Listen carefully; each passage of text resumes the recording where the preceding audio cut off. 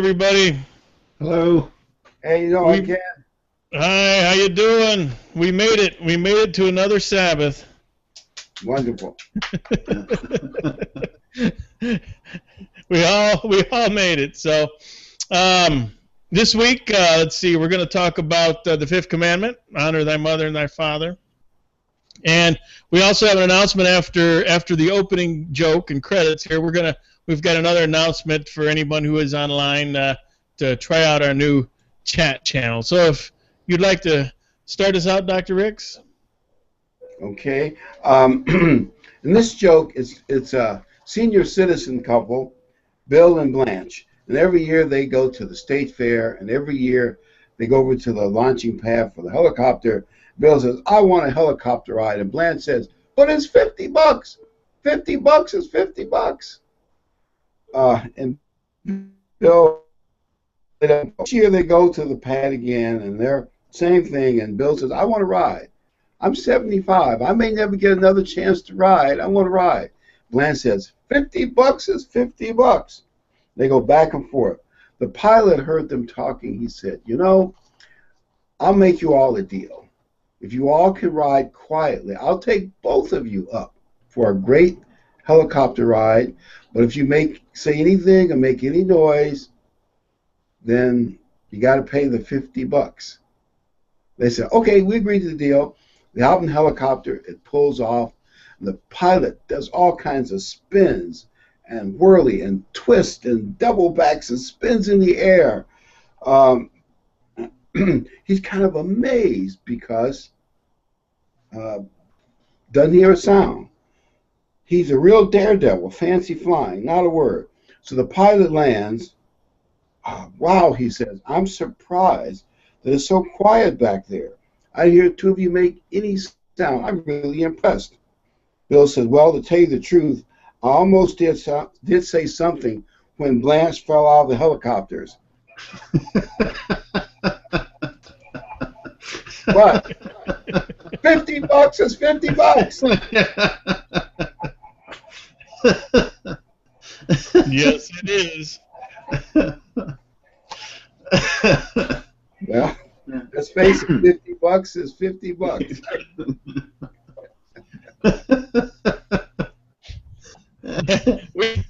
we need a good laugh after all the weeks. Every week we get the news we get in the media. We could use a good laugh. Realize, hey, we're still here, and there's still stuff to laugh about. And they're crushing babies, and oh well. That's bad. You got another one by chance? Another joke. Well, this is a corny joke, but it may be worth telling. The class is now all the papers, and now does anybody know what do you do when you put your name on the paper? Little Sally raised her hand and says, "I know. My mother tells me. You put your name on your paper, and then you wait to destruct." No. Destructions. You wait for destructions. You wait for destructions.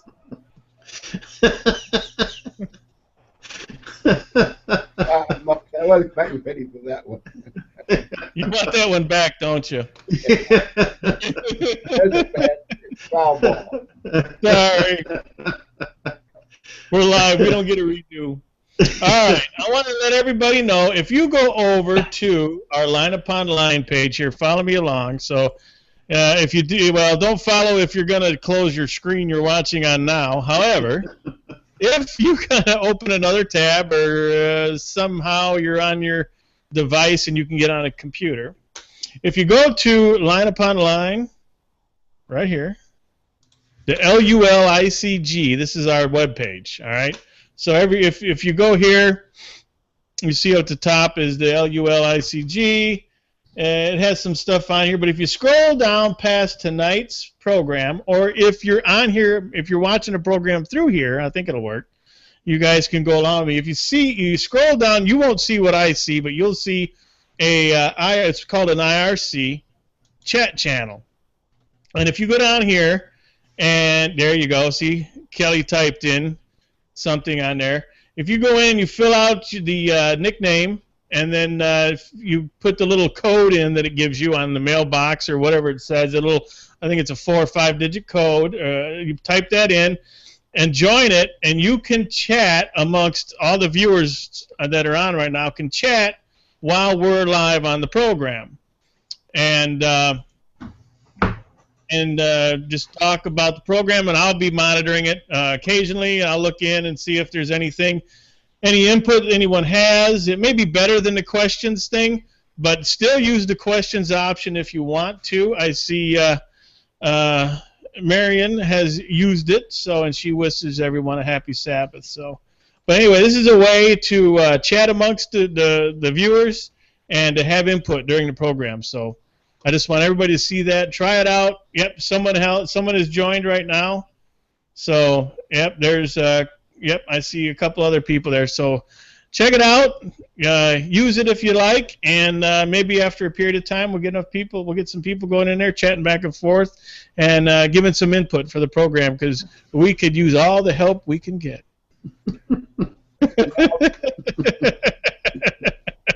And that way you can chat on the fabulous color and commentary given by our exciting young men, right? Yeah.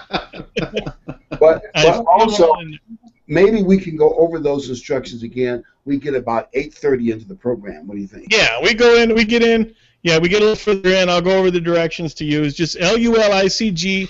Scroll down to the IRC chat window, and then fill that in, and you can all chat while we're talking. So if you don't like what we say, you can tell us. Okay. Well, don't forget, I am the moderator, so I can also delete it. But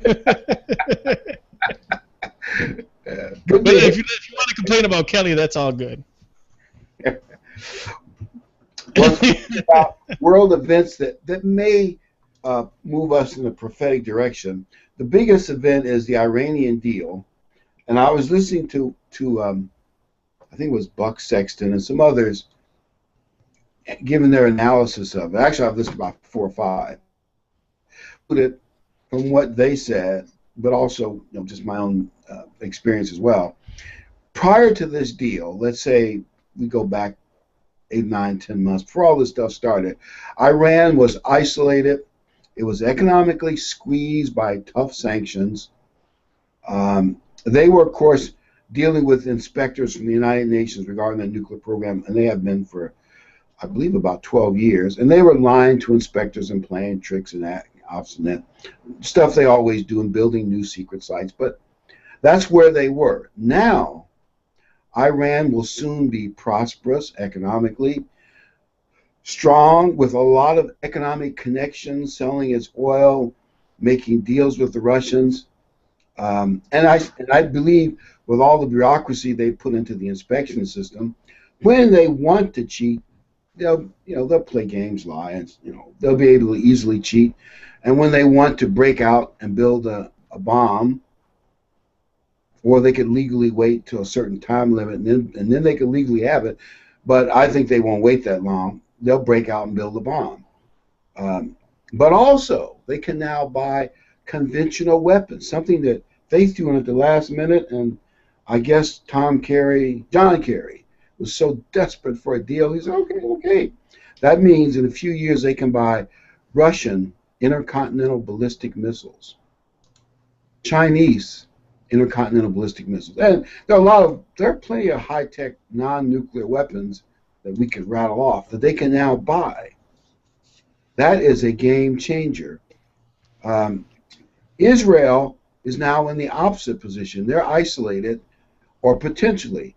Let's say if Israel gets word, I'm just speculating, say a year from now, that Iran is getting ready to break out and build a bomb. They blew up Saddam Hussein's atomic sites. They blew up Syria's atomic sites, which was a blessing for the world, as we all know now in retrospect. But let's say they decide to take out Iran's nuclear sites. Because they've got this peace treaty, everyone will scream, what peace was going to break out eventually? That's why they couldn't attack them while they're doing the peace talks, same thing. And then Israel will pay a terrible cost for isolation and attacks from their proxies, it's really a game changer in a negative way as far as world security. And also, I heard this on the radio, TV yesterday. Several analysts are saying a Middle East nuclear arms race has already begun. I think he said Saudi Arabia and some other country have already signaled that they're going to start working on getting their bomb. Now think about a nuclear armed Middle East. Is there anything dangerous about that? What could possibly go wrong with that? And let's just say they get it. Don't you think ISIS is thinking, in a year or two, we need to have a nuke as well? Think about it. Well, what's stopping them? They get into something to think about is a couple of points to think about.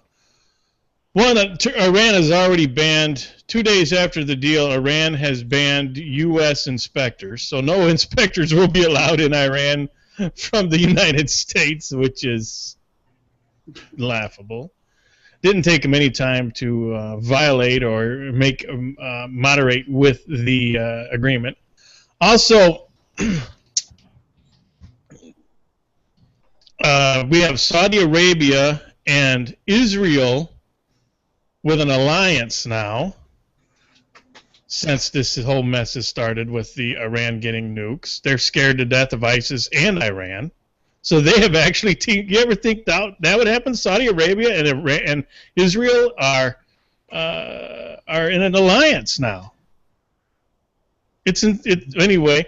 And the one other thing is Netanyahu has a problem, because he knows they're going to get the nuke, and it probably won't be long. But he can't do anything once those UN inspectors get to Iran. Once there's UN inspectors on the ground in Iran, I don't think. I mean, the outcry from the world and from Europe, if he bombs Iran with UN inspectors on site, he's got a problem. So he may be thinking there's a short window for him to do something. It's just something that is come up, so it may have an issue. I seen a poll today that said 47% of Israeli citizens are in favor of striking at Iran. Yeah, I was just reading that. I was just looking at that actually. And we all know how efficient the United Nations is, and how much we can trust United Nations inspectors, right? Yeah. Right. And they have to get 24-day permission, plus I'm sure there'll be political wrangling with various committees would delay it more, before they can inspect a particular site they're suspicious of. Iran has got, with that bureaucracy in there, I tell you, they pretty much got everything they wanted. Mm-hmm. And that just so the president can say, we made a historic deal. This is this may be worse than what was the guy that appeased the Nazis, Chamberlain. This may be worse than Chamberlain. Everybody's saying this is far worse than the deal Chamberlain made, because Chamberlain at least thought he was doing the right thing for the British people, and he didn't pay Hitler. He didn't give Hitler 500 million. What is it? Was it 50 billion? 500? I don't know what the money number is, but it's a huge number. He didn't pay him for that agreement. We're paying him. And he did toughen up after, when Hitler broke a couple of the rules. He toughened up on Hitler. So Chamberlain was near. Also, I was thinking prophetically, if things really go bad for Israel, this puts them in a bad position. If they do anything, the world will scream, but peace was almost there. You ruined it. This might, when bad things happen to Israel, maybe they'll build a temple. You can see more and more reasons for Israel to build a temple almost every day or every week at least. I mean, you can see them getting more and more reasons to move in that direction, because of where they're getting more and more isolated. They're getting more and more anti-Semitism across the globe, and what else are they going to do? They're going to have to do something. Their number one supporter has always been America. We've rescued them. Did I tell the story about the Yom Kippur War? I think I mentioned that. Let me mention it Yeah. real quickly. Because a lot of people don't know this. Well, they were attacked on Yom Kippur, and they didn't strike first when the enemies were around them because the prime minister said, well, we did that in 67, but they're about to attack us. No, wait until they attack us. Well, that was a mistake. They were hit by a large Egyptian army and several armies to the north. So they were squeezed on both sides and looked like they were losing. In the middle of the war, big Air Force, those big, I think they call them 5A transport planes. They brought in new American jets and tanks. And of course, it turned out the American jets are better than the Russian jets, but also give the Israeli commanders, it was a great strategic job, but they would not have survived that war if it had been for America's resupply in the middle of tanks and jets. And America's always had the best equipment, but surely they know by now that they can no longer count on America. No. And one of the weapons that Iran is going to be able to obtain is a cruise missile that's capable of sliding right over the water, and it could take out. It's big enough to take out one of our aircraft carriers in the Straits of Hormuz. I mean, it's not. We got nothing for this, and they got everything.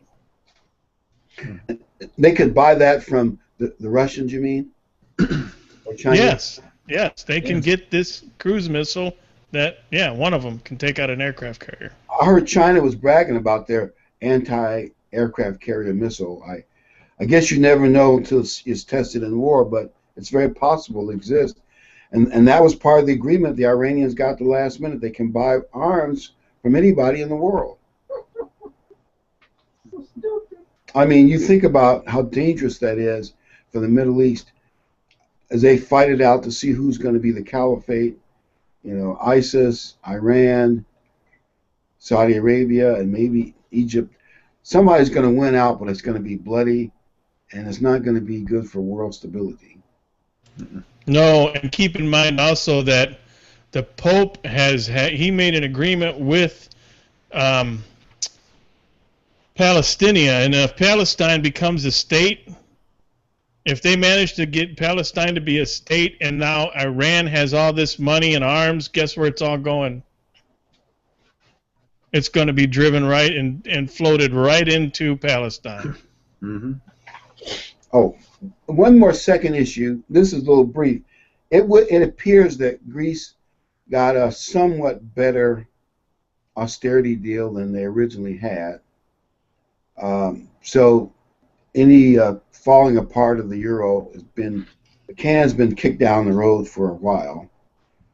But long term, this shows weakness because at least one investor said that he thought, well, Spain's going to look at this deal. They have much bigger problems, a much bigger economy. They're going to say, well, Greece got a better deal. How come we can't get a better deal? And then you can see the problem Europe's got, right? Mm-hmm. How much can they take of this sort of thing? Right. So I think the euro and the European Financial Union is in trouble, and I'm not even sure that this new better deal, the Greeks will even live up to that. Why would they? Why should they? But we will see. Okay, the Fifth Commandment. The 10 Commandments have two areas. The first 6 are how you relate to God. The last 6 are how you relate to your fellow man. And the 5th commandment is kind of like a bridge. It bridges between 10 commandments. It's 4 and 6. Did I say 6 and 6? Yes. I meant 4 and 6. The first 4 for God, and the last 6 for relation to man. It's 10. And if I said 6 to 6, it's my transmission slipping.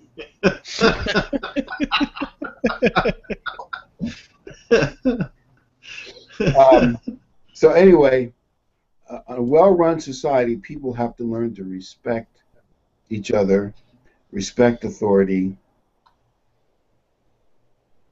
and that is at home. That's where they should start.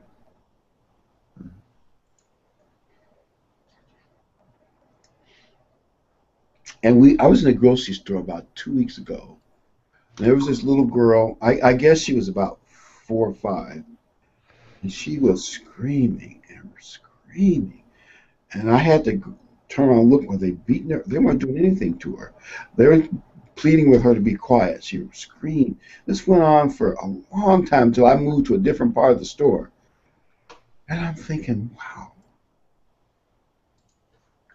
I guess they wouldn't give her what she wanted, and she was making them pay.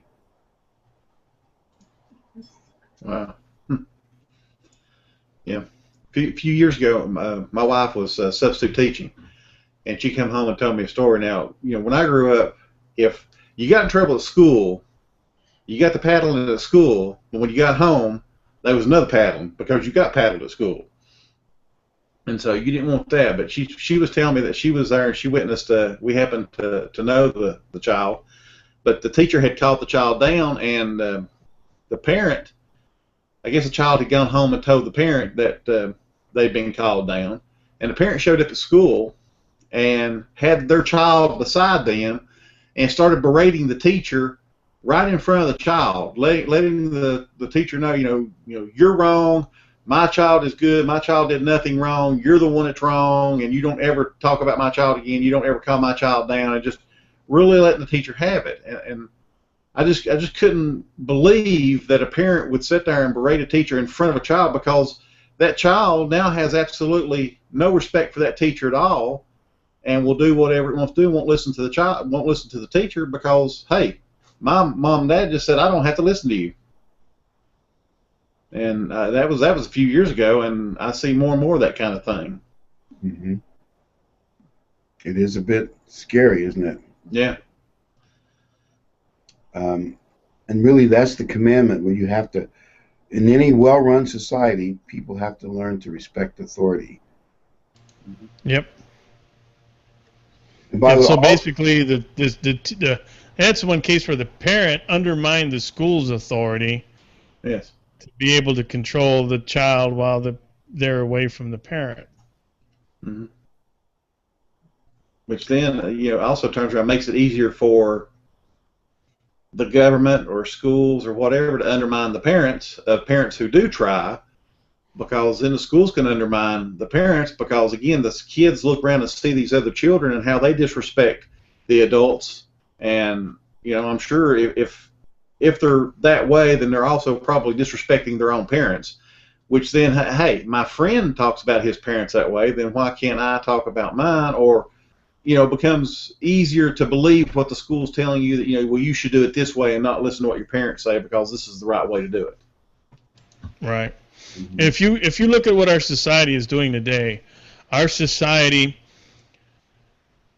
our country as a whole has decided there, and I think I don't know if it's accidental or decided, but it seems to me it's decided that there is a will to drive a wedge between the parent and the children, between the man and the wife, and draw wedges between the mother and child. I mean, you have the radical feminist movement driving a wedge between the man and wife, and the government supporting that with how it does some of its social programs. If you're married, you get this. If you're not married, you don't get that. And the more children you have, you get more money. But if there's a husband involved, you get less. I mean, they use that to drive a wedge between families, and they also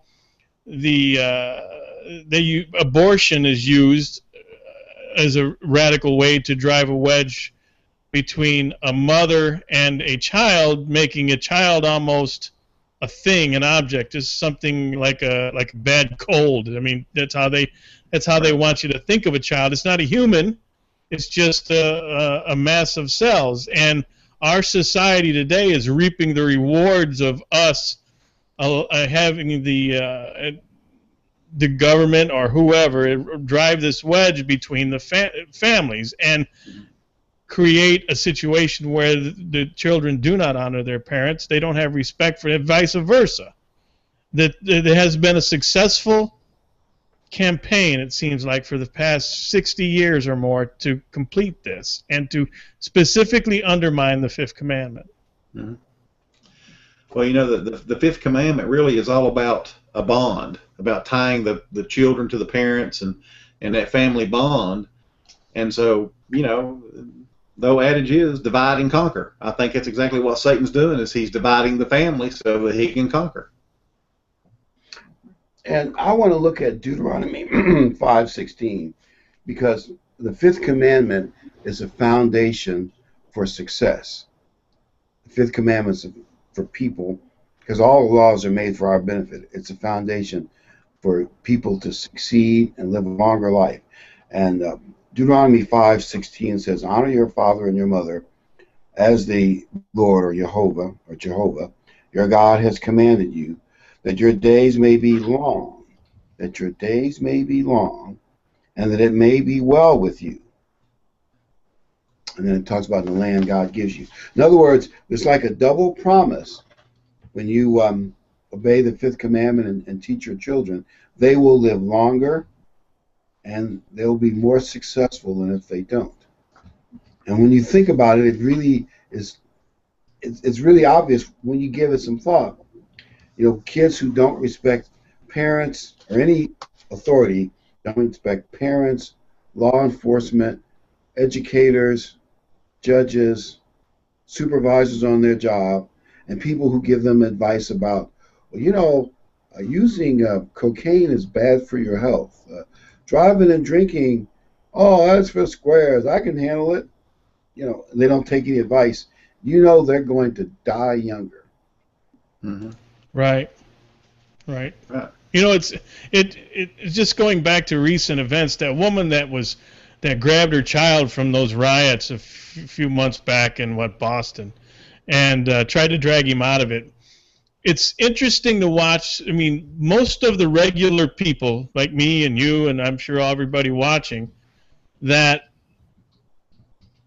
we were like, yay, go get him out of there, teach him something, smack him upside the head, whatever you got to do.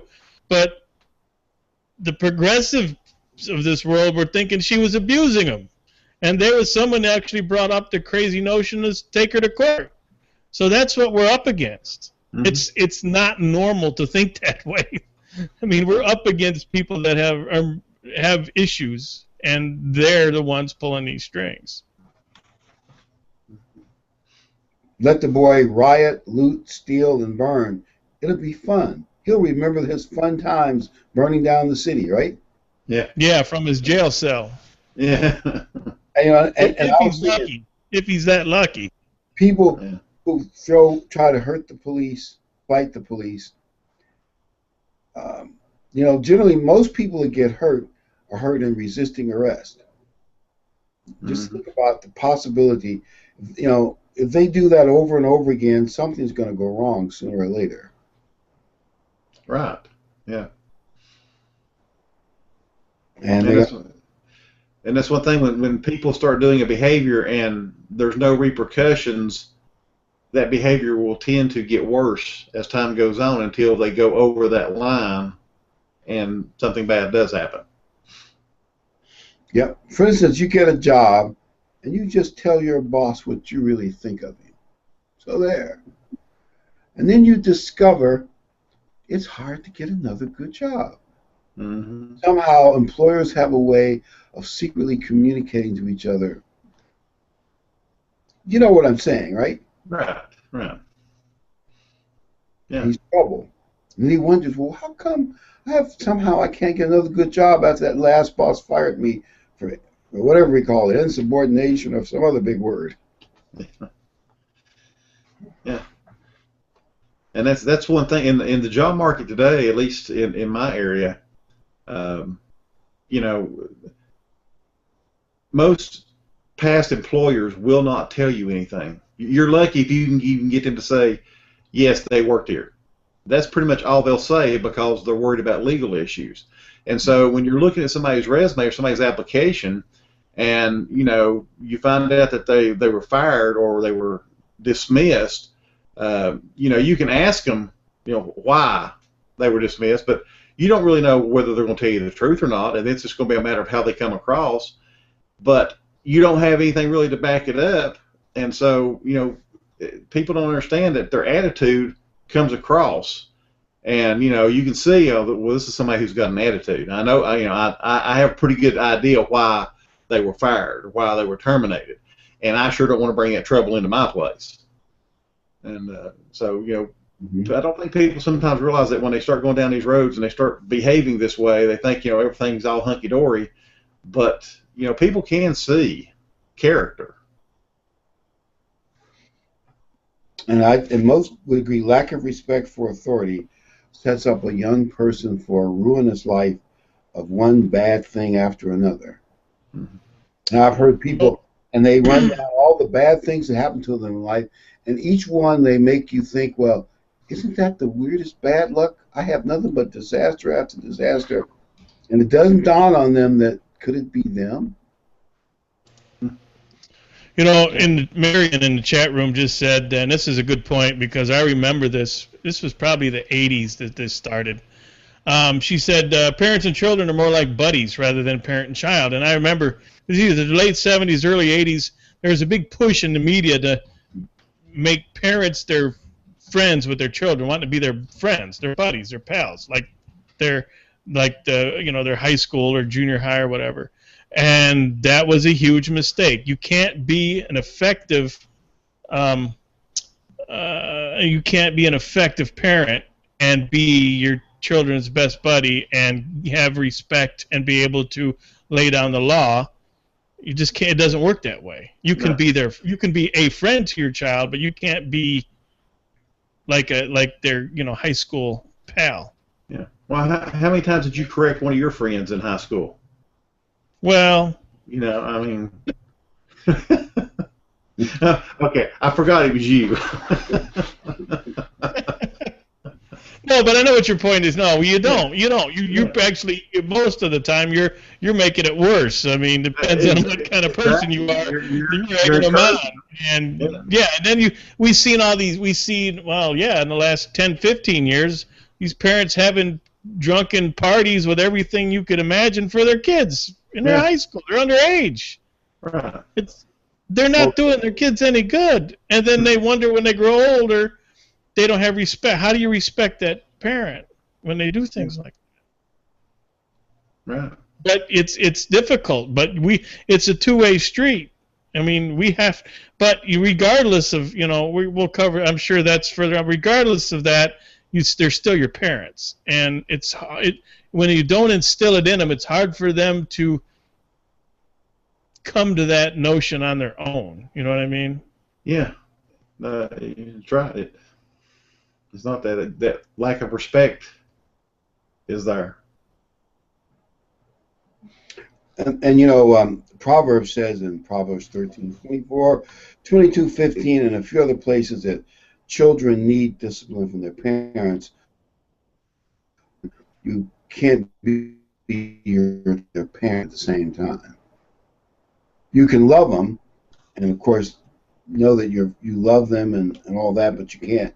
But you got to be their parent. And I believe there's a vital role for parents and grandparents. By the way, the Bible used the term father and grandfather interchangeably, so sometimes that'll confuse people. But parents and grandparents should be part of that role of teaching kids respect, because that is a vital thing that all children need to learn from their parents. I'm going to look at Ephesians 6. I had a bookmarker in here that slipped out, so it's got to slow me down. Ephesians 6, 1 through 3. And Ephesians 6:1 says, "Children, obey your parents in the Lord, for this is right." And of course, now Paul is quoting the Bible, the Old Testament. "Honor your father and your mother, which is the first commandment with promise, of a longer life and success, that it may be well with you and that you may live long on the earth." that is really important and something that we need to, we parents and grandparents need to work at. And that means you got to set a good example too. Mm-hmm. It seems to me that if you're living a low life and then you're trying to teach your kids to be highly honest and moral, that's not going to work. Right. Yeah. But kids can see a hypocrite just as fast as anybody else can. Well, and they're looking for it too. Let me tell you. They're your number one critic, right? Absolutely. Yeah. I want to break in for a minute just to anybody who wasn't tuned in near the beginning of the program and let them know about our chat channel now. So I'll pull it up here and I'll show everybody. So if you go to the lulicg.org page, and when you come onto the page, you'll see this. If you scroll down just past the video, you will get. It won't look like this yet, but it'll be an IRC chat channel. You can give yourself a nickname in there, and then you can fill out there'll be a CAPTCHA, they call it, which is a little number on a mailbox. It's a 4-digit number, and you type that in, and you can join us. There's 6 of us in the chat room right now. There's a lot more people watching, so if you want to jump on the chat and comment, ask questions, give Kelly a hard time, that's fine. And that's fine. And we'll read questions and any comments, and just give it a shot. Just be aware you may want to open a separate window or something so you don't lose while you're watching the program and have the chat open. So something we started, I put that up here this week. We're just testing it out tonight. So if you like it, great. Hopefully it works out for everyone. So sorry about that. Go ahead and I'll get out of the way here. Thank you, Ken, for your hard work. Anyway, we were just saying that need to respect. Grandparents and parents need to teach respect. Verse 4 is an interesting one.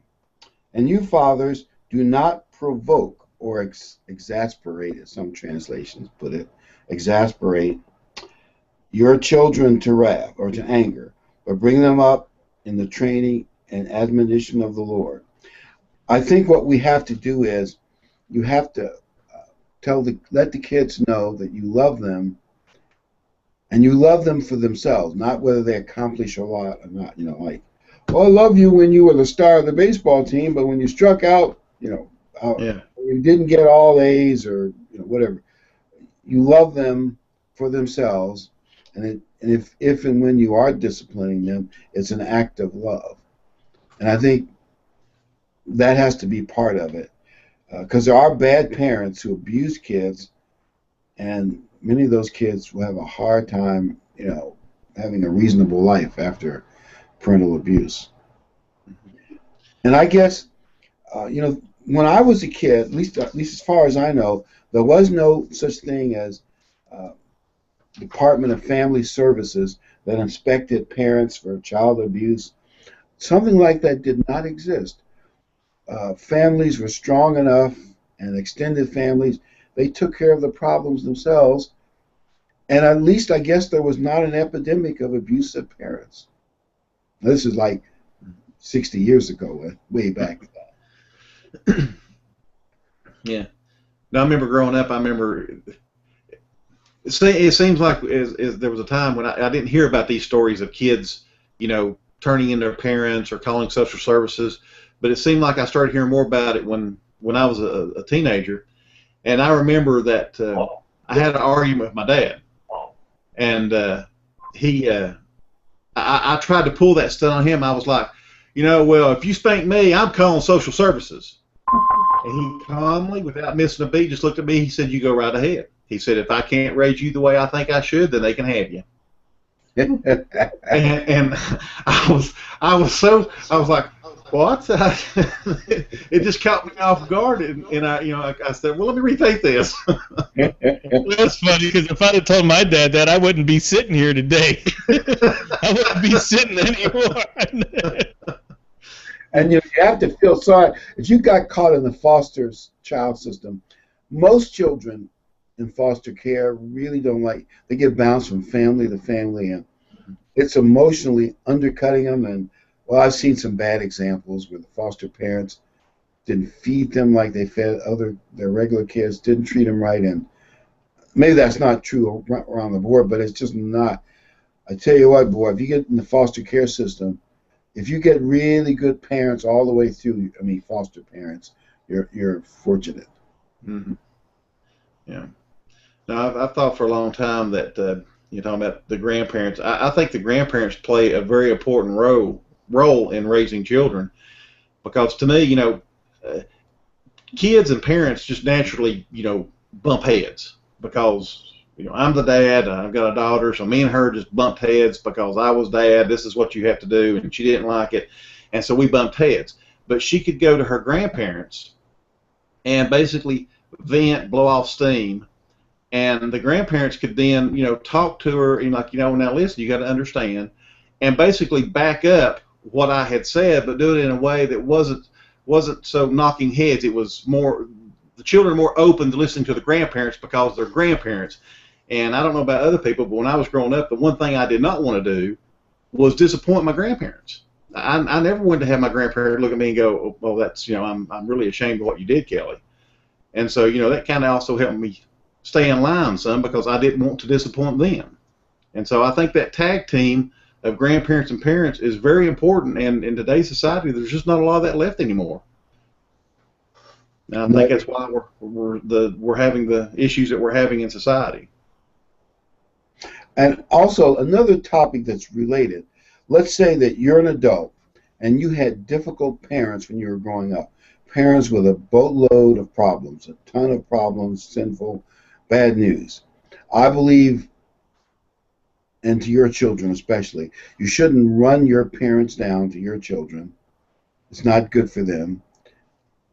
And even though you don't want to follow your parents' bad example, and we of course want to say that, you want to be a good Christian and not follow your parents' bad example, I still believe there's a line God doesn't want you to cross.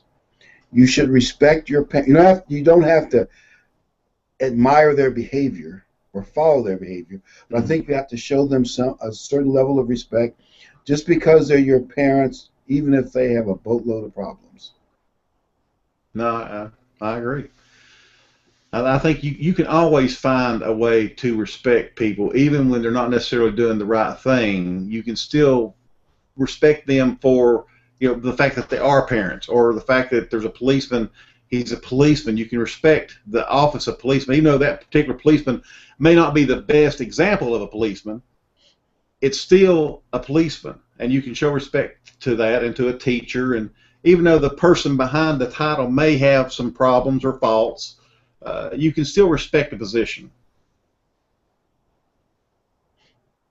Good job, Kelly. And I think that when your kids see you respecting your parents, in spite of the fact that they may have problems, which your kids may be able to see as well, they will respect you when you're old and gray. Well, some of you are gray and you're not old, but you know what I mean. When you're old and gray, I don't have to worry about the gray problem. I get rid of it. But when you're old and gray, your kids will treat you better because you treated your parents better. And I think it goes back to, somebody mentioned earlier about, that parents are trying to be friends instead of being parents. I think if your parents at the beginning, the reward is that when your children grow up and become adults, you actually can become friends with your children, because you've already raised them and now they're adults, and because you have had that relationship with them, they do respect you. You can actually have a friend type relationship and enjoy being with them without having to, discipline them because they're now adults. Yeah, when they're adults, yes. Yeah. I thought I would bring up a story that we heard from, I think this was, I forgot the guy's first name, but it'll come to me in a minute. But he's a Protestant minister by name of Cruz, who's from Cuba. He said that when Fidel Castro was an exciting revolutionary, and the government wasn't that good, and so he kind of joined the revolution and thought, well, this would be good for Cuba. And then after Castro got in power, all of a sudden he announced he was really a communist, though he had kept that secret until he got all the power. And then, of course, he talked about all the bad things they did. But one of the things they did that fits this topic was they'd have the army units go into all the schools, and they would tell all the kids, we want you to close your eyes, pray to God, and ask for candy. And then after a few minutes, open your eyes, and they'd say, there's no candy, is there? Now I want you to close your eyes, pray to Fidel Castro, El Supreme Leader. And then, of course, the army would pieces of candy on all the kids' desk. And, of course, the lesson was the government under Fidel Castro was the new supreme father figure. There's even a propaganda technique called deification, which Hitler, Stalin, Castro, and that crazy guy in North Korea, Kim Jong-un, I guess that's his name, but I guess his dad, or was it his granddad, started that, and he's been deified. Well, you can see where all-powerful big government wants everybody to look up to the government as the father figure, replacing the father figure and God. Needless to say, it didn't work in Cuba. Many human rights violations, and like communism, of course, doesn't work. So the people are in and were in dire poverty, and so much so that hundreds of thousands of them jumped in little rafts and faced shark-infested waters to get to America, to escape. That's how bad it was over there.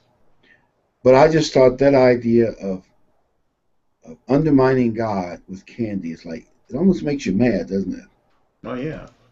Yeah. But that's how people can manipulate people. Yeah, well, that's how all totalitarian governments do it with something. Mm-hmm. We do it here. I mean, we do it by getting people to look to the state for their livelihood in many ways. I don't know. As we're going through this, I'm thinking about what if you were going to undermine this country and God's people, or let's go with Manasseh. If you're going to undermine Ephraim and Manasseh, you're going to go for the first commandment to try and drive a wedge between them and God, and then you're going to go after the fifth commandment to drive a wedge between them and their children, between each other. And you can see that just about every decision, and it hasn't just been recent, this has been going on for decades, that there has been programs and systems put in place that do exactly that. They drive a wedge between parent and child. And it's working to their, I mean, he's doing a good job. Satan's doing a good job by pulling this off, by undermining those two commandments. Well, when you can replace the father with the government or with something else, that, just like communism, it's going to fail. And so now my father figure is this failed system. So my father has failed me. And so my relationship with my father is not any good. Someone made a comment in the chat room, and I also was talking to someone not long ago, and they made the same statement that, today with today's society, very very few children have a good example of a father, and so when you start talking about the love of God and the love of a father, they look at you and they're like, I really don't understand, or I can't grasp what you're saying, because I never had a father that had that kind of relationship that loved me that way, or that I felt loved that way, and so they can't relate to the things that we talk about in God's Word when it's talking about our loving Father, because they never experienced that. And so when you take and you put this father figure in place through the government, or destroy the family so there is no father, people can't relate to God because He is our Father. you remember the 1950s and 60s? There were several shows like this. One was called Father Knows Best, but there's some other similar ones. Can you imagine a show like that with the radical feminists in Hollywood? A show called Father Knows Best, but those were model families, and I think those shows were good for the public. Yeah. And now I Yeah, think yeah. the number one, I've heard this somewhere, the longest running TV show is The Simpsons. And the ideal father is Homer Simpson. Yeah, a complete buffoon. Yeah. Yeah, they every time men and fathers, specifically in the media and commercials and in TV shows, they're all presented as dumb buffoons. That's what they look like. That's what they're portrayed as. There's a There's one comment in show the chat room. Go ahead. The one show was that show from about the New York Police Department called, oh shucks, I can't think of the title of it. Royal Blue. Blues, Will Street Blues. No, it's Blue Blood or Blue Bloods. yeah, Blue Bloods. It's about the police commissioner and his father, the grandfather and the father, are both strong figures. I'm not saying the show is perfect like any other TV show, but at least it's one of the few that has a father figure that's positive. That's positive. Mhm. And I want to tell a story about my grandfather raised me at least a good part of my life, and he was really a great guy. And I actually went for a job once when I was a freshman, summer job, and the guy said, "Is so and so your grandfather?" And I said, "Yes." He said, "If that's your grandfather, you get the job automatically." I didn't know my grandfather was so well thought of. But the story I want to tell was one day the police brought OC home. It was late at night, and the police came to the door, and they said he was in the police car. And my grandfather says, "Well, he's been running with some bad kids I don't want him to run with." And Daddy said, "I want you," but I was further up the staircase listening. He said, "I want you to take him to the police station, put him in jail all night, and scare the hell out of him, and then bring him home tomorrow." That was good for OC because, well, he passed away a few years ago, but he lived a very good life. So much so that when he had his 70th birthday party, it was at a state facility, and the state troopers knew where we were supposed to park. I'm only making a point that a strong father figure can really make a difference. All of his kids and grandkids did very well, and it's like you say, Kelly, I never really fully appreciated having the grandfather I had until I got older. Until I was about 19 or 20. And then it started to dawn on me that Daddy, I used to call my grandfather Daddy, it's a long story, but that he really had a lot of great qualities, and it's just too bad there aren't a lot of men like that around anymore. Yeah, that's the real sad thing about the way our society is that those special relationships and stuff just aren't there, and people don't have anything to compare them with. I mean, us talking, I kind of understand what you're talking about, and I can appreciate what you're saying, but there's some people out there who just can't relate to what you just said because they just have never experienced that kind of relationship, and that is just really sad that we're in that kind of shape. And it's very difficult, as you were saying, Kelly, to honor God without having had a parent, especially a father, to honor. And obviously some single moms do great jobs raising kids, and I want to give them credit. But obviously 2 parents is better than 1. I mean, that goes without saying. Mm-hmm. I've heard some people try to argue that. I mean, give me a break. It's like saying 2 legs are not better than 1 leg. Well, maybe that's not quite that bad, but you know what I mean. Well, yeah. Man, I'm sure there's people who have only 1 leg and they probably get along fine, but I'm sure they wouldn't mind giving up whatever they had to have that leg back. Next week. Mm-hmm. Yeah, and you know what? This will drive the progressives nuts, but men and women are built different. emotionally. We bring different things together to help raise that child. Women brings her part, man brings his part, and together that's how you should raise your children.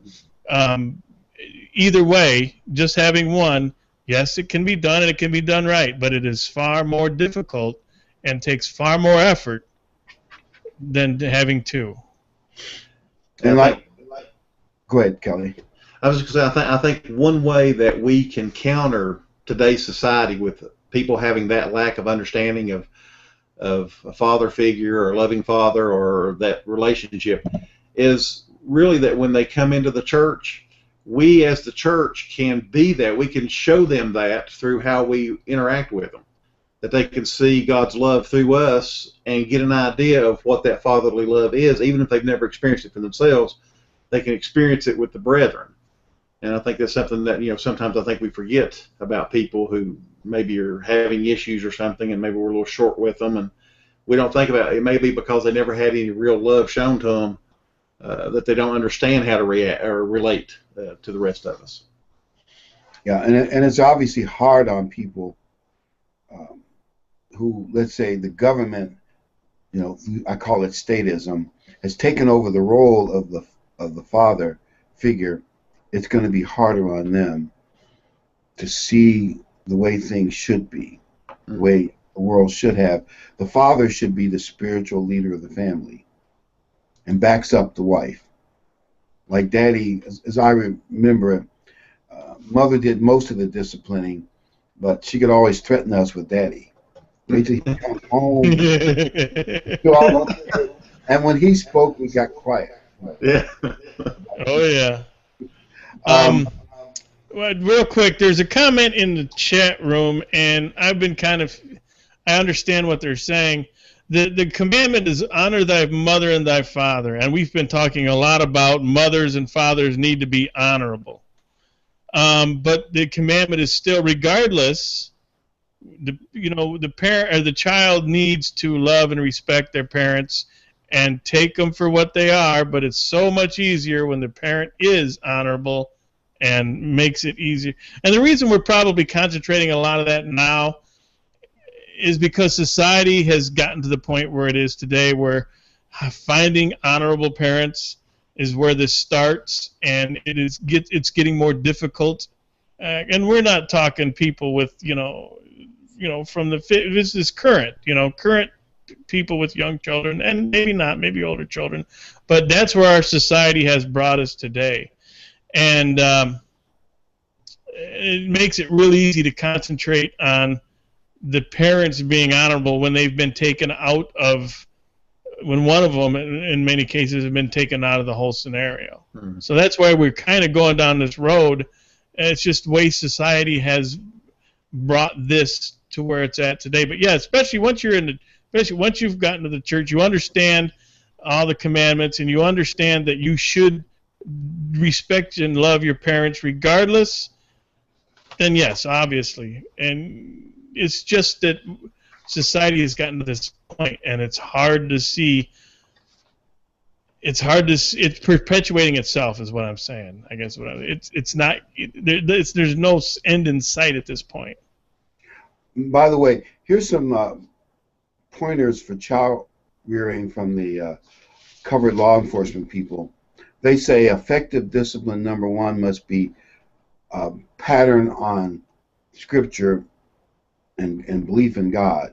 Number two, it should be holistic. That is, you focus on the overall welfare of the child, not just on that one incident, but holistically, you're thinking of the child's overall development. Three, effective discipline. There has to be an investment in your time. You have to spend time with your kids and taking care of them. Four, it has to be consistent and fair. Kids quickly recognize when you treat different kids unfairly, and I know that's hard for parents to be.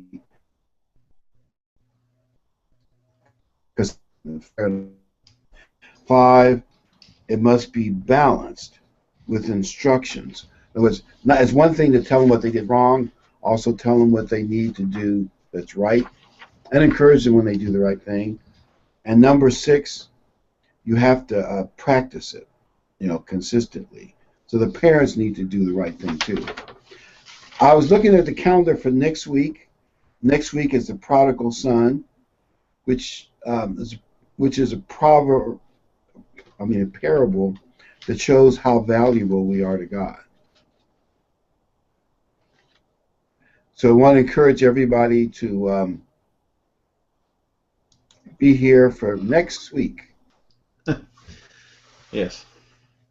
Yep, and we'll have the chat open. We're still kind of figuring this out, how we're going to best utilize it. I'm thinking maybe we pose questions to the chat room at some point. They put their, we say ask the chat room if they want to put in for a specific thing. We ask them, and maybe we get some good responses out of that. Maybe that's how we go in the future. But this week, I just wanted to try it out, and hey, amazingly enough, it worked. Yeah, I think it's worked pretty good. I think we've had some good input from the people on the chat. Yes, we have. We've had some very good input. Added to the whole discussion. I would just remind everybody we are all brethren in future. Just be aware of that. Show the love in the chat room. Don't be trolling each other. All right. That was a good discussion. Next week again will be Prodigal Son, correct? Yes. All right, and well, we've come to an end. We made it, and just think, all this stuff we're hearing in the news, the answer is look up. Someday, it'll all be over. We won't have to deal with this anymore, and everything will be put right. So. Be glad we have the Sabbath to rest and get out of the world and walk away from it. And I guess good night, everybody. Enjoy the rest of your Sabbath. And if I hit the right buttons here, we will have an ending.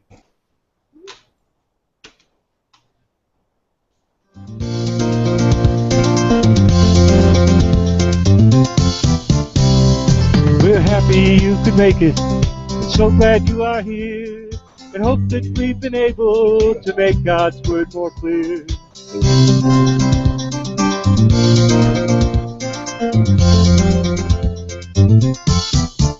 Until next time, may God be with you in everything you try. But for now, till next week, we have to say goodbye.